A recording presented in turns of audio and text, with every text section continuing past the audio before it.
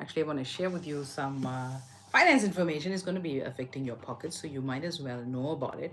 And the source of this information today is from a report that was released by PricewaterhouseCoopers. If you not signed up, go to the website, sign up for their reports. They'll send it to you for free, and you get some insights. Collated data, and you see that data interpreted into some very useful information. And the information I want to share to you today is affecting your pocket in a very, very bad way. Now imagine that you got paid. Let's say you get paid, and 30% of your salary goes into your neighbor's bank account. And with that 70%, you got your bills to pay: lights, water, bond, car, fuel, food, school fees. I mean, you know your bills, but you only have 70% of your income to pay that. All right, how would you feel? I mean, and since you're such a loving personality, loving family, your neighbor's kids come over. They are sharing in your kids' snacks. Maybe they love your house so much they're eating dinner a couple of times a week, maybe even lunch on the weekend. All right, so that's how your neighbor's kids are coming and consuming from your 70%, because remember 30% is going into your neighbor's bank account. Now that doesn't seem very fair, but this is happening right now to South Africans, and it's happening to us as a nation, as a collective, as a bunch of South Africans, where our neighbors are literally receiving huge chunks of our salary. Now, South Africa is part of this trade agreement. It's called let me just read it properly so I don't mess it up.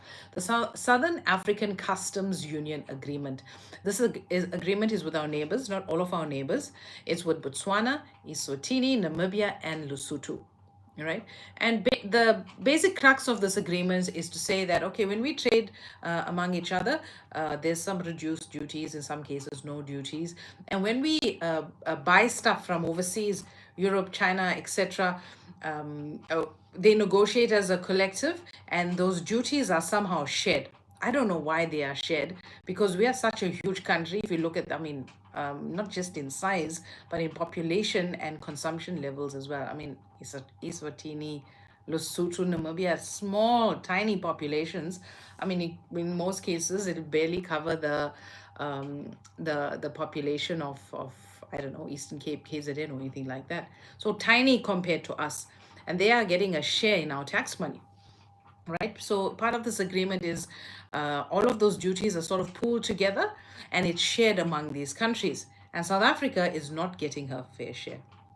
In fact, in the 2025-2026 financial year, those taxes that are due to South Africa, that we actually lost due to this agreement, is 73.5 billion rand.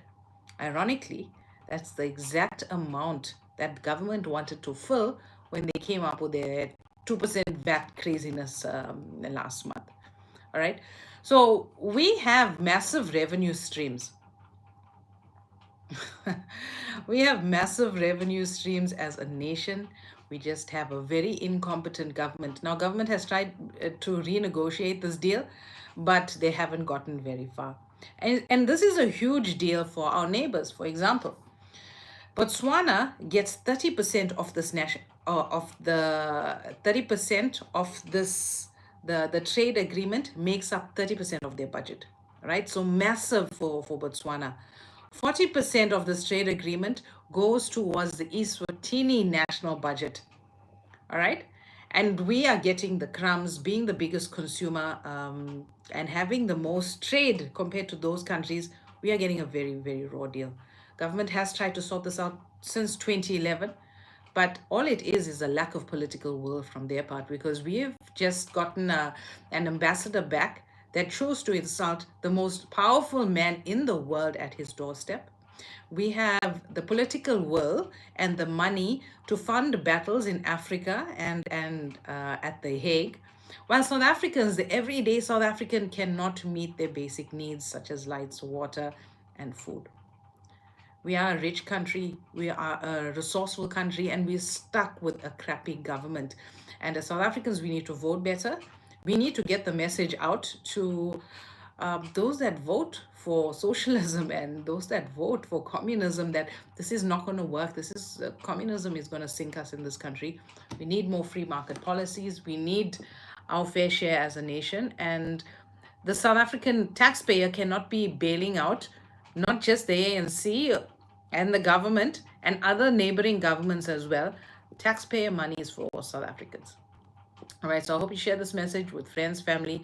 Read up more about this trade agreement, the Southern African Customs Union agreement. And be sure to check out that document from PwC. I will be posting a video on this later in the week, more about this agreement. So look out for that video. Remember, if you want to chat to me one-on-one about how all this crazy political stuff impacts your money, negatively impacts your money, negatively impacts your retirement, and how you need to plan for it, I'd love to chat with you one-on-one. Click the link where you're watching this video, or I might have not put in the link up already, but you can go to my website. It's solomonwealth.co.za, or you can also visit financiallyfabulousfemales.com. Click on the Get Started button, and you can book a complimentary appointment with me. Have a good night.